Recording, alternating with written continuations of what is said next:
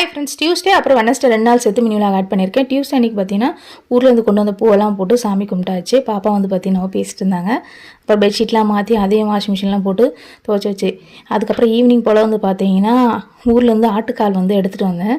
அது அப்படியே இருந்தது, ஃப்ரீசரில் வச்சுருந்தேன். இன்றைக்கி தான் வந்து பார்த்தீங்கன்னா அதை பாயா செய்யலாம்னு சொல்லிட்டு ஆட்டுக்கால் பாயாவும் ஆப்பமும் வந்து செய்ய போகிறேன். இது ரெசிபி வந்து பார்த்தீங்கன்னா தனியாகவே நான் எடுத்திருக்கேன்.